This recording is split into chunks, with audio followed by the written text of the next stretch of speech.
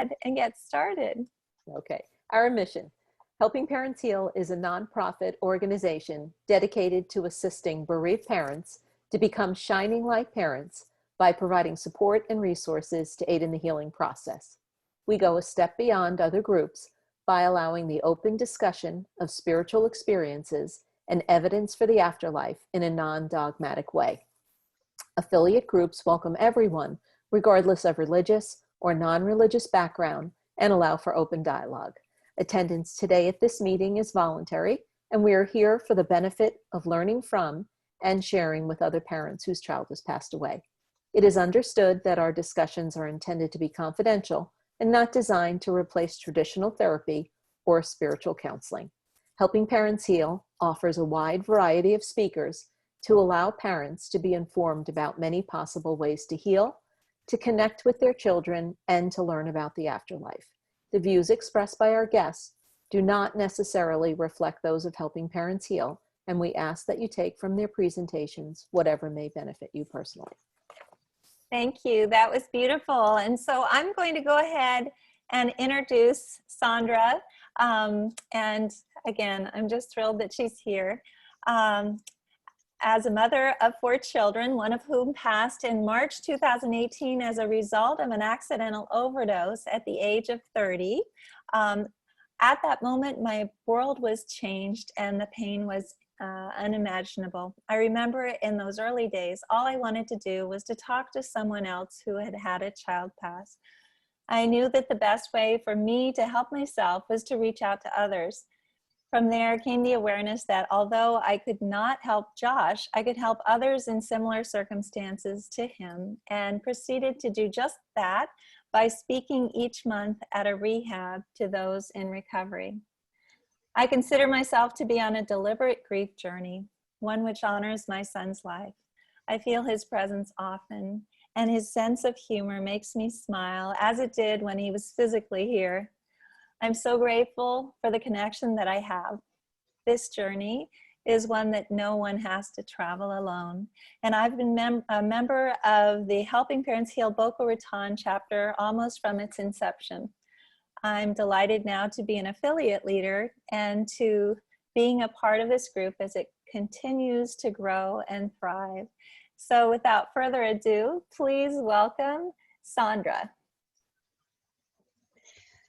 Thank you, Elizabeth and Irene, for having me.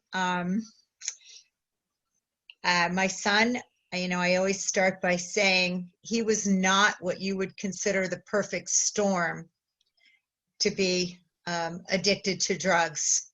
Yet it rained and poured for 10 years until without warning it stopped and he was gone. There's so much stigma around addiction, and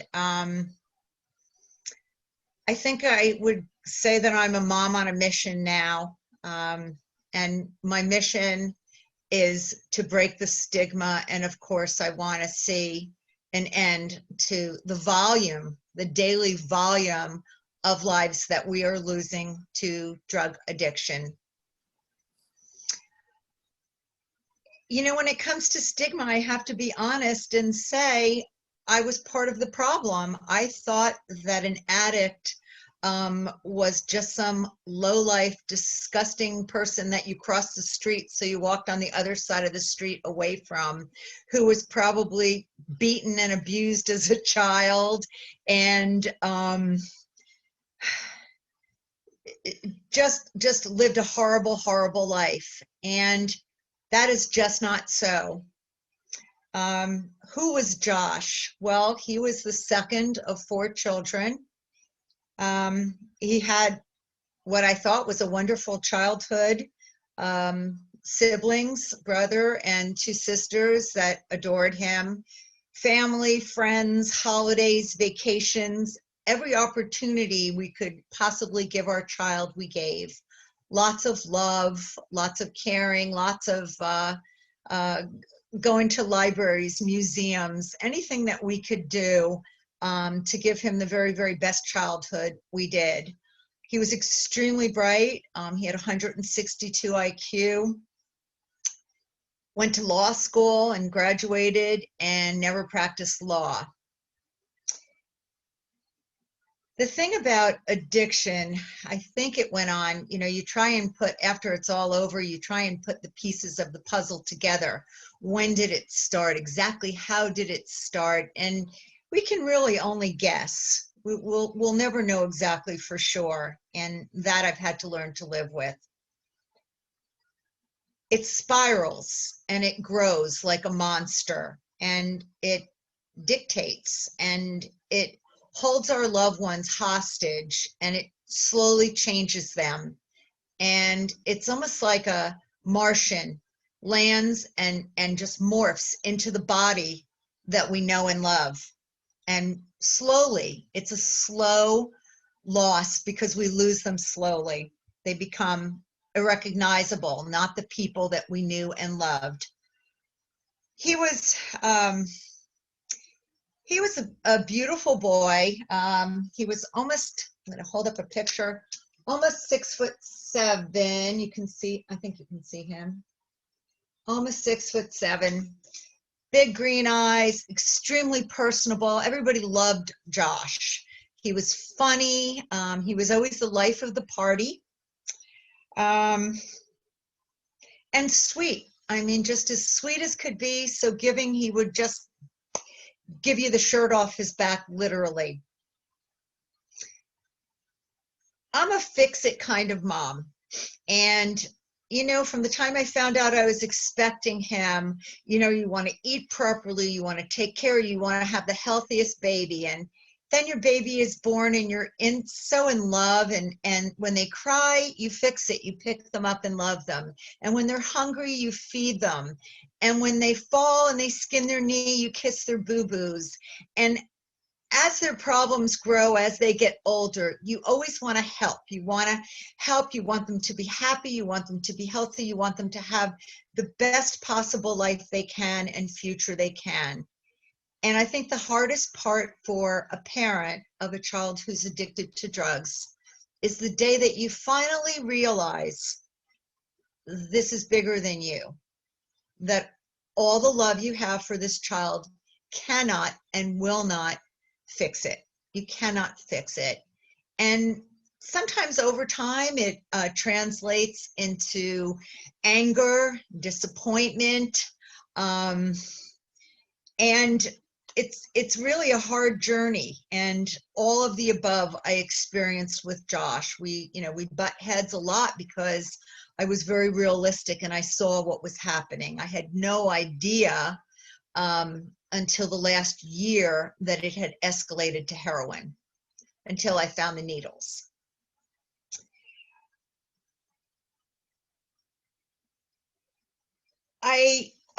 Anytime Josh asked for help, I put on my mommy fix-it hat and always paid his insurance and got him into a rehab or detox or whatever it was that he needed. And I always had hope. And I honestly, as much as I thought I was educated and I knew about addiction, now that it's been 2.5 years and I've learned so much, I realize how little I knew at the time and how little I understood. I just thought Josh only made bad choices. I just thought he wanted to take an easier way out, to be a victim. And I didn't realize the nature of this disease, the progressive nature of this disease, that he actually had become helpless and powerless over drugs. And being that I was a mother who thought this was his choice, that frustrated me because he had such a bright future ahead of him. And my youngest child has special needs, his little brother. So to me, it was like, oh my gosh, Josh, you have 162 IQ. I don't care if you're an attorney, but be something, be healthy, be happy, be self-sufficient. So it was very hard. It wasn't until I lost him that I realized my mourning had started 10 years before, when he was going through his addiction. It was 4 days after Josh got out of rehab. a Thursday night. We went to bed like any other night, and at 3:10 in the morning, there was a knock on the door, a knock that would change our lives forever.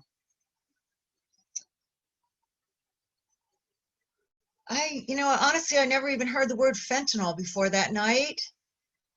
And I never really worried that Josh was going to die because I thought he was too smart. He had 162 IQ. Even when he was doing drugs, he knew how much to take. And this was my mental, what I thought. I think the world just stood still. I almost couldn't even hear what the homicide detective was saying. And I remember thinking, oh my gosh, this poor man has the worst job in the entire world. I think from that moment on, it was like jumping over hurdles. The first thing that happened when he left is we had to call our children to come and tell them what had happened. I had a splitting headache, and I opened up the kitchen cabinet to get some Advil, and the entire cabinet fell down on me, all of the drugs. And I think back now and I say, I think that was my first sign. I think that was Josh. I just didn't know how we were going to get through this at the time. I wanted to be very, very honest at his funeral. My family at the time wasn't as open to me sharing, but I felt like it was an opportunity that I could let people know the truth, and it was not a secret, and perhaps maybe touch somebody's life that was at the funeral. He had just about standing room only at our synagogue. Josh was gravely afraid of, he just terribly afraid of death, afraid of cemeteries, afraid of funerals. And just weeks prior, my father had passed away, and he couldn't even bring himself to come to the funeral. In my religion, we don't cremate, but there was no way we could bury him when he was so afraid of cemeteries, so hated cemeteries so much.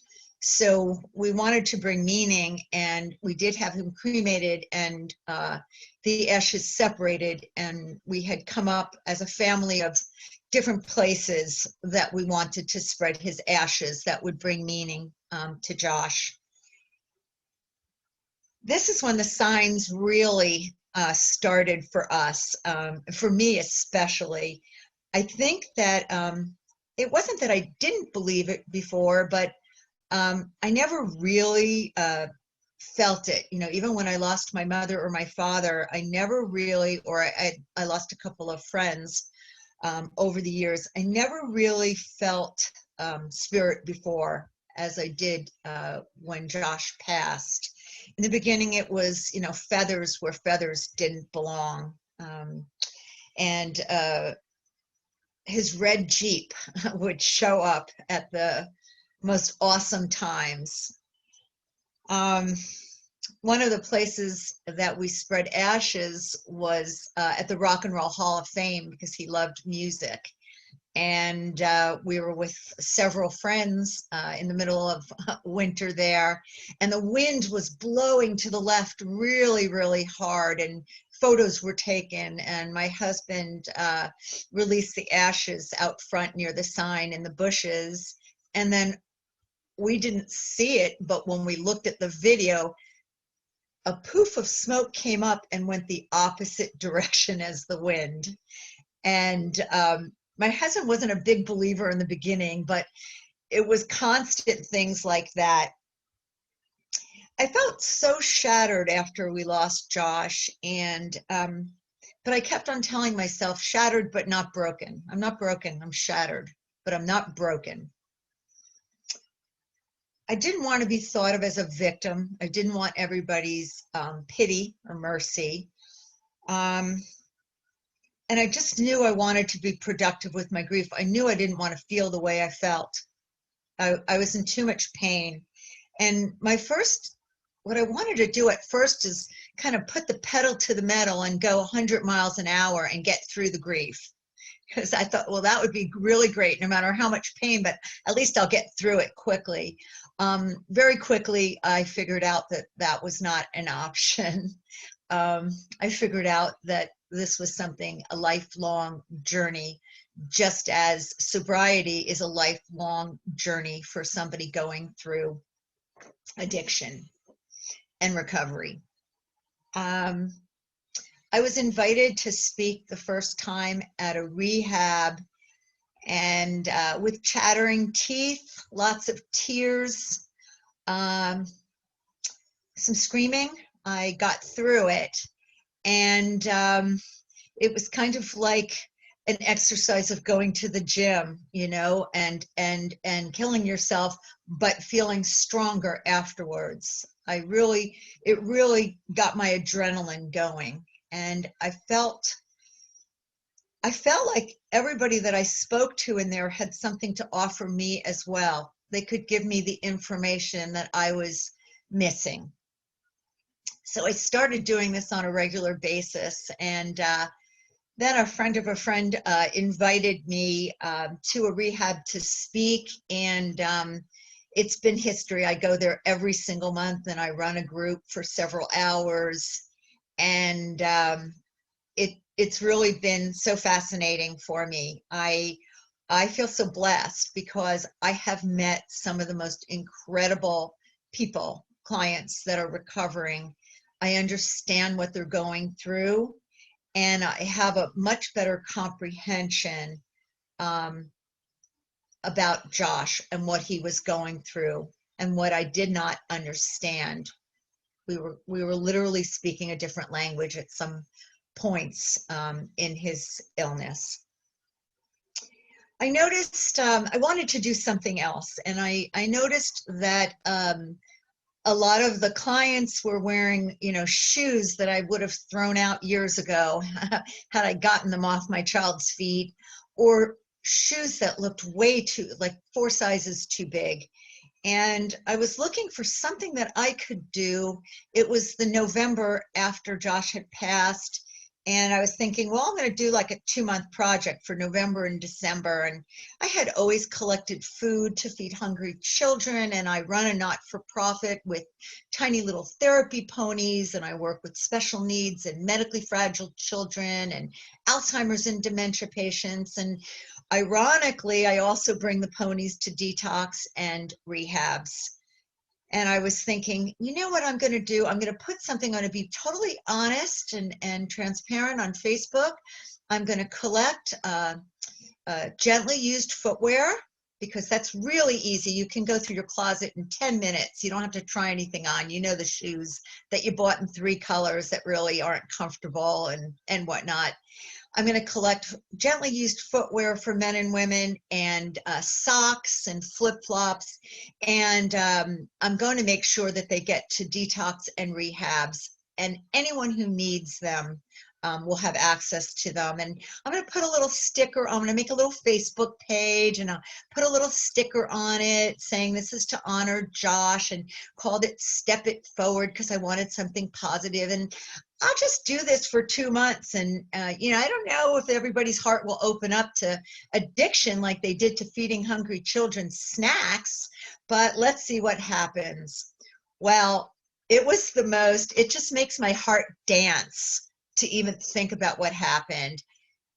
I cannot even begin to tell you. It was not just people donating, it was people purchasing socks, purchasing flip-flops, purchasing shoes, and also people putting it on their Facebook and collecting it from their friends. So as you can imagine, this was not a 2-month ordeal. 2.5 years later, I'm still doing it. We've given out over 30, I don't know what the count is, up to something like 3,300 pairs of shoes, not counting the socks or the flip-flops. And every time I say, oh, something's got to give in your life, Sandra, you need to cut something, maybe somebody else wants to take over, then the news covers it, and that's it. The floodgates just come in, and the shoes just keep pouring in. So it's a good thing, and we'll just keep on doing it. Before COVID, we opened it up, and we were also handing it out to homeless, along with Narcan and food and hygiene bags. So it's kind of grown into a lot of things. And during the winter, I did a blanket collection.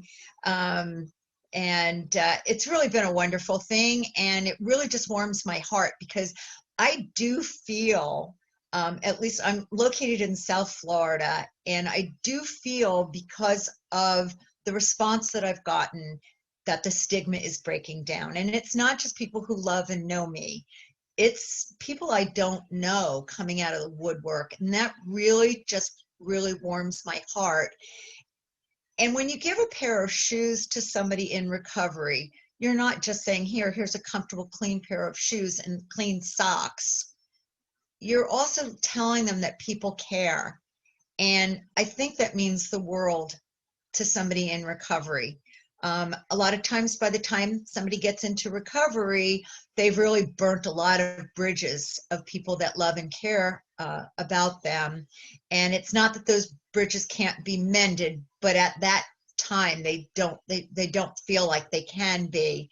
So knowing that people in the community really care enough to do this is just a wonderful thing. Speaking about Narcan, I also feel very, very strongly, I don't know if everyone in the room knows about Narcan, but if somebody is overdosing on an opiate, it comes in different forms, a nasal form and an injectable, and it is life-saving. And when I got Joshua's belongings back, he had Narcan in his backpack. That wasn't used on him, sadly, and instead his wallet had been stolen. So that's something else I feel very, very strongly about. When it first happened, I was standing on a ledge between being so angry at my child. I was so angry at him, like, how could you do this? And each time somebody said, well, he's not in pain anymore, all I could think of is, yes, but we are now, and that just, I think, as my understanding, as I got more knowledge about addiction, about my son, I think the anger just evaporated. I'm really, really grateful. I joined several online support groups and in-person, COPE, GRASP, and it's been so helpful, and I'm so grateful. I feel like I have been so fortunate to meet so many wonderful people, wonderful, beautiful people, and I feel such a kinship. When this first happened, all I felt was, nobody understands. I need to talk to somebody else who has lost a child. And I just didn't realize there were so many of us out there. We put a memorial bench. We wanted someplace to go since we don't have a graveyard to go to. And we had a beautiful memorial bench put beside the ocean. So with a bronze plaque. And I love to go there and sit and take a walk on the beach and pick up garbage if there's garbage. It's kind of my routine, and meet a friend or go by myself. I love when friends go there without me and then post a picture or send me a picture. I think the most important thing to all of us is knowing that our children are not forgotten, and that they mattered, and that no matter what our children passed from, they all mattered. Whether it was addiction or suicide or an illness or an accident, they all mattered. it's so important to me. My work is not done. I feel when I think about Josh, I think about his life as a big sweet pie. And addiction did not define him. Addiction was one slice of that pie, one bitter slice of that pie. But Josh was the whole. Josh was the whole pie. And anybody who's listening to me this evening that has a child that has been through this will understand, you know, you don't want to just think of the addiction. You want to be able to remember over the years with your child, you know, who your child really was before they were hijacked by drugs. And so I feel like my mission now is how, and honestly, it really, I know it might sound trite. You know, growing up as a little girl, my parents always told me it's better to give than to receive. And as a kid, you're like, yeah, right. No, it's much better to get the gift than it is to give a gift. But honestly, when you find something that your heart is into, that you feel so strongly about, you know, that you're totally committed to, and you give of yourself, and even if when I'm speaking, even if I just make a difference in one person's heart, then my job is done. I try to invite other parents to come with me, and if they want to speak, they can, or they just, some of them just want to come and listen, because that's also my way of spreading that. I've gotten so much joy out of it. And it's made such a difference, and I know it's made a difference in others' lives. The Step It Forward program and feeding the hungry that I do. So I guess what I'd like to say is, you know, if you find something that you're passionate about, for me, I feel like if Josh had gotten himself healthy and well, this is what he would be doing. So, you know, maybe in a way, I'm doing part of his mission.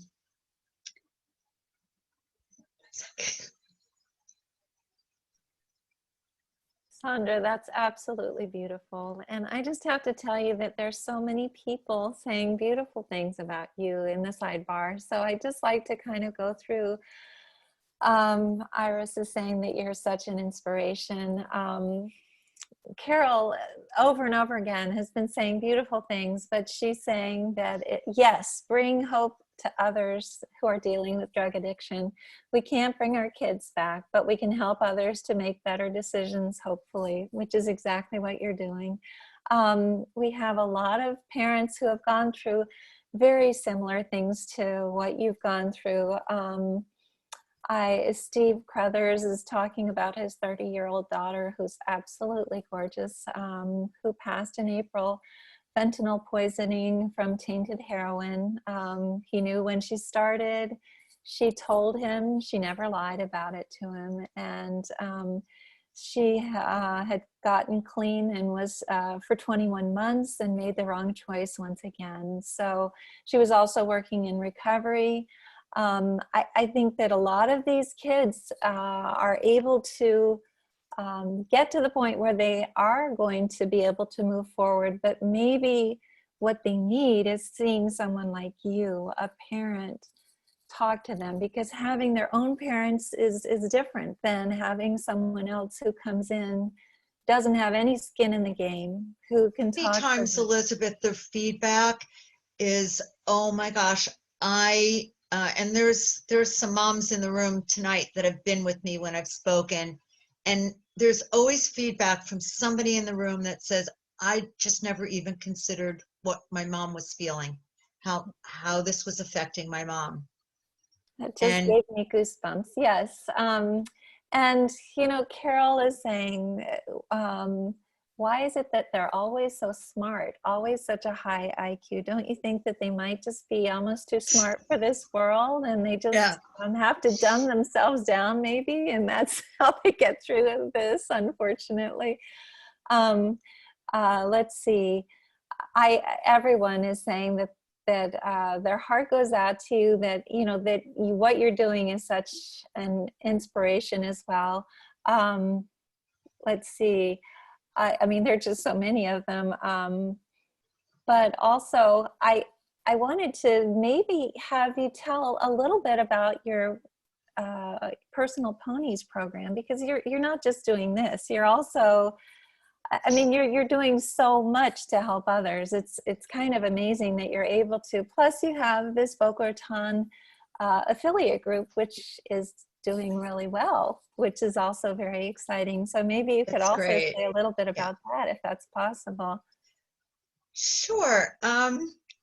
I kind of inherited that when Sally had stepped back, and we have a beautiful South Florida group, which we welcome anybody to join us. That would be great. Right now, of course, with COVID, we Zoom on the 1st and the 3rd Tuesday of the month. Except this month I was away, so we're doing the last Tuesday of the month instead. So I'm the Florida State Director of Personal Ponies. It's a not-for-profit, and we have in our herd 6 little therapists, the smallest only being 100 pounds. And Personal Ponies' mission is we have the little therapy ponies. We go into hospitals, we go into nursing homes, we work with Alzheimer's and dementia patients, special needs children, social and emotional disorders, which I feel very, very strongly about. We do work with grief. We work with last wishes and hospice, medically fragile. And it's really, I've been doing it now for 17 years. I'm a full-time volunteer, and we have fabulous volunteers, and I think everybody just feels so passionate about what we do. It's such a feel-good, just knowing that you can make a positive difference in somebody else's life is so rewarding. I finally get it, you know, what my parents told me when I was a little kid about better to give than to receive. It really, I mean, you don't give so that you can receive, but it is just, it's magical because it's so true. I mean, it's so rewarding to be able to help another person, and we need so much kindness right now in our world, and giving of yourself to others and making a positive difference has really been the best medicine for me. It's really helped me in my journey. It's really helped me in my journey. Michelle just wrote, Bryce lost his battle. March 12th of 2020. I miss him every day, doing everything to save 100 men and women through the Bryce Macris Endowment Fund, through the Handling Foundation. I ache every day. Anna Molina is saying, you brought tears to my eyes too. My son transitioned at 25, who passed from fentanyl poisoning.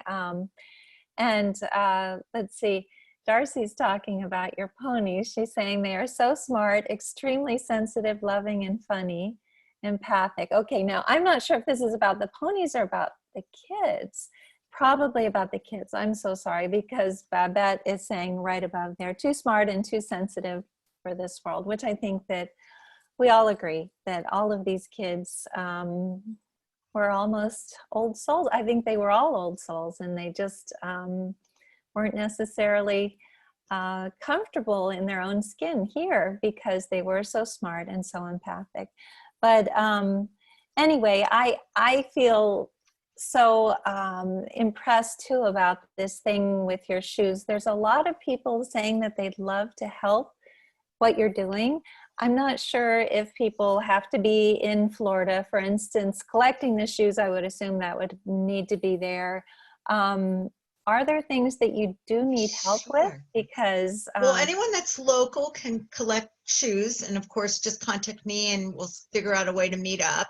And anyone who's not, it was always very local, but I was just on the news, and then Senator Rubio endorsed me on Facebook, and that was like people in Tallahassee calling me, how do they get me their shoes? And I just said, look, you know, I'll send you the labels and just change it to your child's name and do it in your area. So that would be great. I would tell someone how to do it and what to do, and it's so needed, and it's so easy to do. I mean, I started out by just, you know, going through my own closet and making a big pyramid on the dining room table of all of my shoes that I was going to start with, and putting it out there. And it just, I think people basically want to do something good. And when you put it out there on your Facebook, you're giving people an opportunity that they hadn't thought of. And they're like, oh, I would love to help. And they also get to clean their closet. And then, you know, it's a win-win situation. So So anybody I can help get started, I'd be more than happy to. Joan is saying your son is so proud of you, and Carol is saying if I bring shoes, can we have coffee? We That's a can. long way. I don't think you live very close to Oh. Sandra, but I was wondering if anybody's interested in being able to speak the way that you do to kids who are in homes and different places around in their own state. Is it something that you might be able to help them to make connections and to be able to start helping in their lives? I mean, anybody is welcome to contact me, and I can, you know, help them, but I cannot imagine a facility not welcoming you. And I just go to the same facility because I'm so comfortable there, and I know the therapists so well there. And I'm perfectly okay. If I break out crying, I break out crying. It's okay. When I get myself together, I'll start talking again. So I can't imagine they wouldn't want to welcome you. And sometimes it's a little easier to break the ice. I mean, I would even FaceTime or something so someone could see me talk from wherever they are, just to get an idea of what it looks like. And as long as the camera's facing on me, the facility that I go to would be fine with that. So anything I could do to help somebody get started doing that, I have to say, if I have to pick one of the number one things that has given me so much healing, it's been speaking. I've made wonderful friendships. I'm actually still in touch with people that I've met in recovery, and sometimes they write to me or whatever, and I, the other thing as parents that I feel I can offer them is I can tell them I am 100% sure that Joshua, had he gotten himself well, that we could have mended everything. We could have built the trust back. That anytime I felt like, don't come in my face, the hula hoop thing, don't get any closer, you're sucking the air out of the room. That was just my body's defense. I mean, so being able to hear from a mother, tell them that you can mend, when you get healthy, you can mend any of these relationships. Anyone who said, go away, I don't want to see you anymore, you're a drug addict, or whatever they might have said, that, I can give them hope. And so can anybody who's listening now, who's been through this. You can give them hope. And that's what they need most. They need hope, faith and hope. And, I always tell them, you're here, there's a light, you can get well. That's beautiful. So Rita's asking what type of facility you speak at. So is this It's a rehab. It's a rehab, so sober living. It's a residential rehab that I speak at. And you know what I love? I love sometimes when somebody at the end raises their hand and says, I feel like Josh is here with us.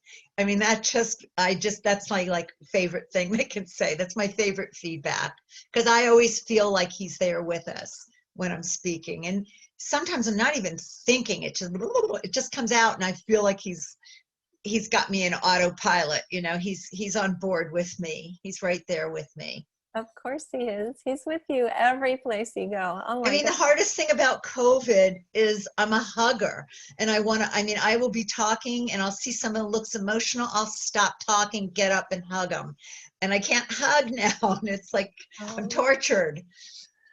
I think it's the same way for all of us. This COVID has been so hard with all of our Helping Parents Heal affiliate groups too. Not being able to hug everyone is just one of the hardest things. But one thing that we can be sure of is then when we cross over, we get to hug all of these kids.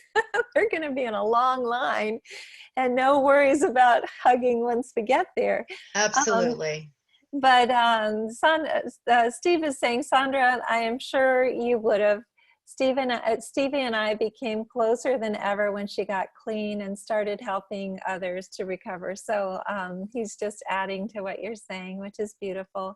So I think that this is so inspiring, because it is really important for all of us to understand that from what I understand from what you're saying, you are healing because of the fact that you're helping others. And absolutely, you're doing so much, so many different things. It's not one specific thing, but even just being able to reach a hand back and help one person is amazing. And it's funny because when I spoke to Sandra 2 days ago, I was saying, I don't know how many people will be on, because we get a lot of people on the YouTube who watch after. And she said, you know, if there's one person on there that I can reach, that's all that I need. And I think that that's something that we all have to remember as well, that every single person that we're able to touch and reach is so very important.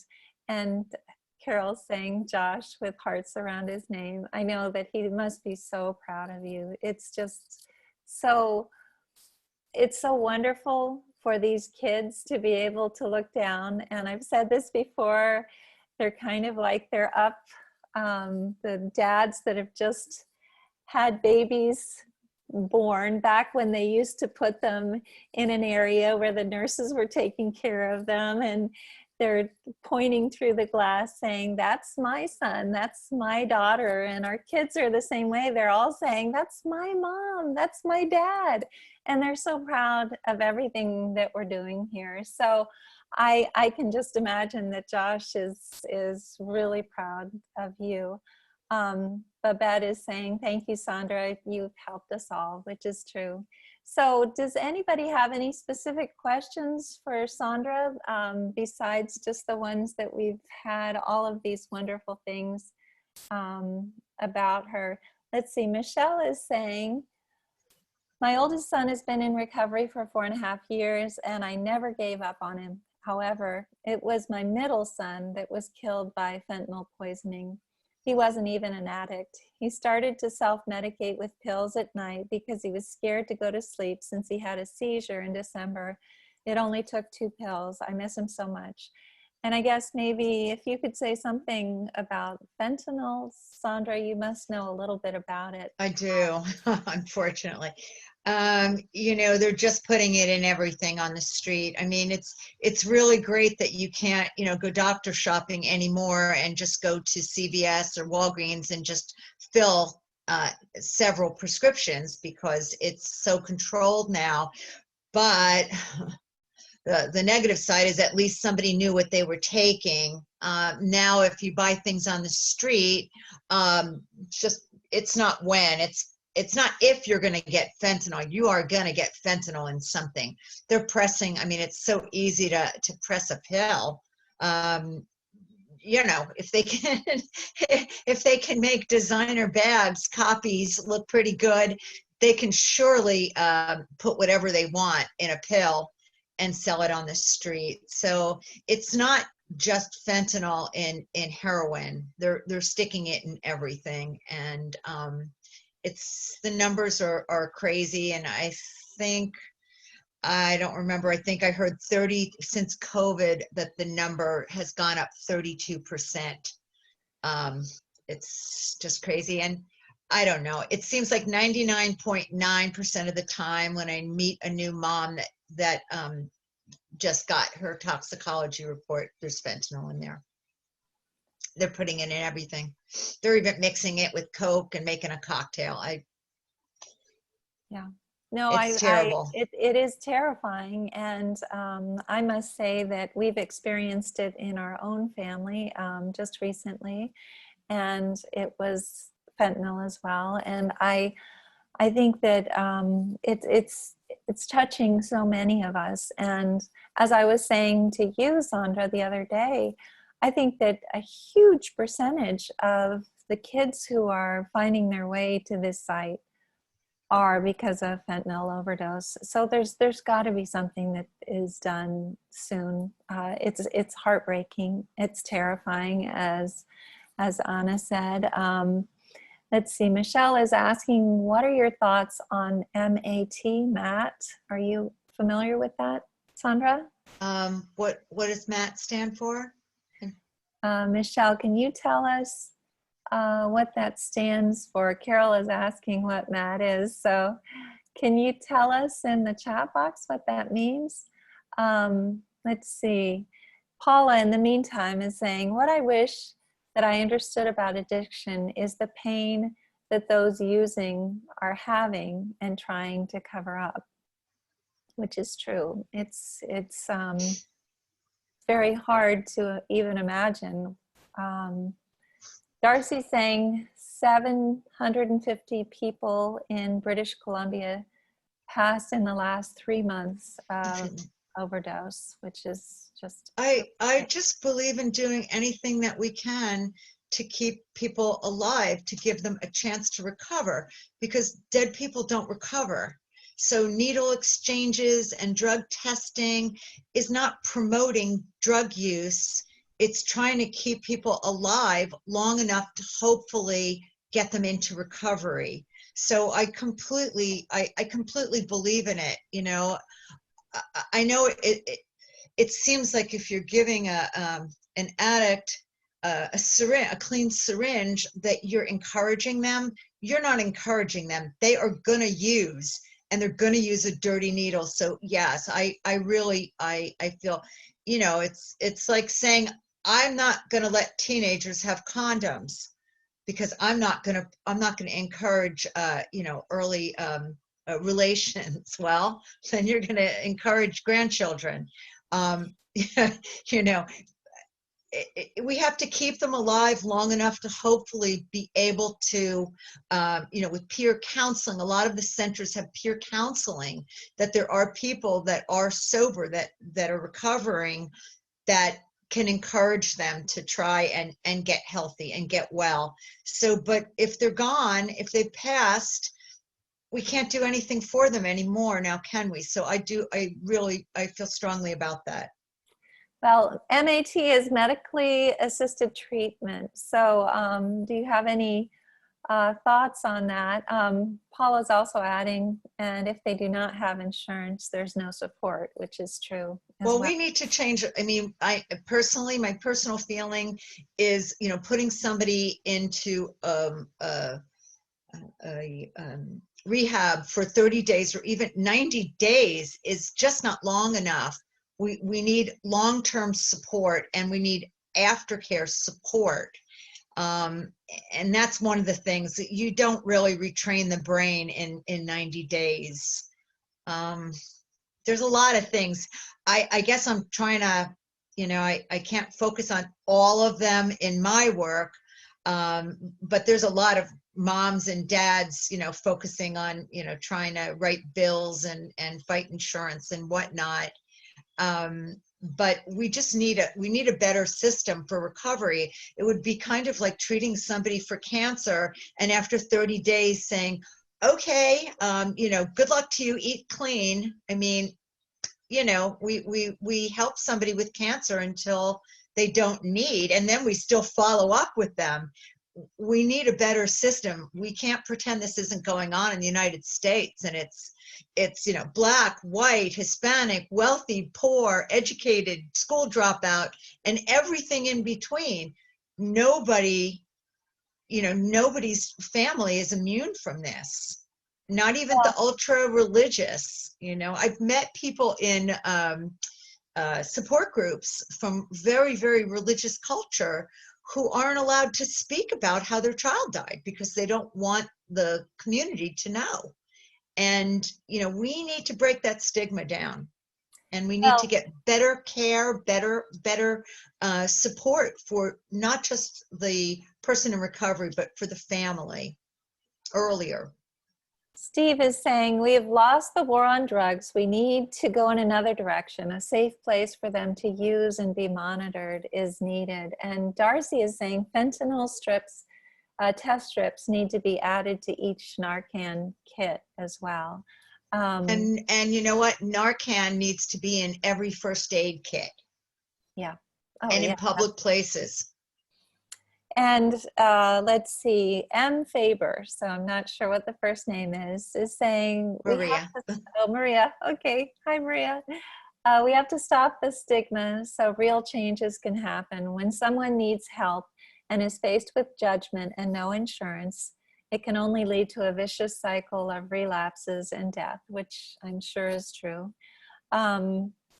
And Michelle is saying, agree, it's after rehab that the work begins, which is true. Once they've gotten off of this, they need to be able to learn how to live their lives without. And then Carol is saying, not sure you can ever retrain the brain. Once an addict, always an addict. So sad, per my son's words. Do you think, Sandra, that there is help if there are changes that are made to the way that we deal with this? I do. I have to believe that. And I just believe that when, like I said before, when somebody's alive, there is light. And while there's light, there's still hope and possibilities. You know, I also wanted to point out the, what do you call it, where you throw a pebble in the pond and the ripple effect. You know, it's a family thing. It's not just the person suffering from addiction. And what we're seeing with more addiction and more overdose, we're seeing more children in foster care. Yeah, I'm sure. Well, Steve is saying, Carol, not true. I haven't used in 34 years. So Steve, I just want to say congratulations. Good for you, Steve. Tears to my Congratulations. eyes. They need to learn another way of life. It is possible. That's beautiful. Barbara's saying recovery is possible, which is wonderful. And Suzanne is saying perhaps they can label themselves as an addict forever, but develop tools, not in 90 days, however, which is true. So anyway, we have about 5 more minutes left, and everybody's saying, great, Steve. Congratulations, Steve. Yeah, that's just amazing. And if you have any parting words for us that you'd like to leave us with, that would be wonderful. You know, I had this like thought one day when I was speaking about my grief journey and about the people that I was speaking to in recovery, that, you know, when you're on the grief journey, you can just stay in bed and put the covers over your head and just, you know, just leave me alone. This is where I want to be. And, or you can reach out, you know, for help. And the same thing with somebody who's suffering from addiction. They can just say, I just want to use, you know, and watch themselves spiral and get worse. Or they can say, I need help. And, you know, once you can go to a rehab, or you can go to support groups and all the other things that are available to us, because we don't need to do this alone, and receive the support. But it's almost like a snowplow going through. It's still slippery. It's still slippery. Their journey, even when they get sober, is still a daily, lifetime journey. And no matter the place that I'm in, a good place, a happy place, a place where I feel strong, I still have moments where I'm slipping and sliding, and I know all I have to do is ask for help. Same thing with addiction. And the other thing is, I know it'll pass. When I have a bad moment, a hard moment, I know it's going to pass, and I breathe through it. I think of it as, you know, when I was a little kid growing up in New Jersey on the Jersey Shore, and I get caught in the undertow. And, you know, if I just fight it, I just end up with salt water up my nose and in my eyes. But if I just float for a minute and just be still, as soon as the wave, you know, subsides, I can stand up again. And that's how I feel, you know, about it. I feel like it's a lifetime journey. I don't posture any longer. I understand that. I understand I couldn't put the pedal to the metal and get through my grief at 100 miles per hour and get it behind me and over with. It's a lifetime journey, and I know what I need to do for myself to keep myself in a good place. And I think the same thing with people in recovery. You know, they get the tools, now they just need to use them. So I'm just really grateful, and I feel very, very privileged to be able to share that with them, and really grateful for everything they share with me. That's beautiful. And I just want to say, Steve is saying help is always only 10 numbers away. And I'd love, Steve, for you to type those numbers. I would assume you probably know a good hotline. Is that, or is it maybe just a friend that you're thinking of? Paula is saying something that is, I just, my heart goes out to her. My son was addicted to heroin and was in recovery for 10 years, then transitioned from an auto accident by someone using drugs who crossed the middle line and hit him head on, which is just such a hard thing to imagine. But congratulations on him being in recovery. And then Carol keeps saying that she wants to help, and she's a Jersey girl just like you, just like Irene as well. Darcy's saying doctors are still prescribing opioids to people who are in recovery, which causes relapse, which is true. I mean, I think that a lot of these problems with the spiral comes from initially pain with a tooth or pain in an accident, and then all of a sudden it just spirals downward, unfortunately, and we've got to get that stopped as well. Try to find a better solution. Everybody's saying thanks, Sandra.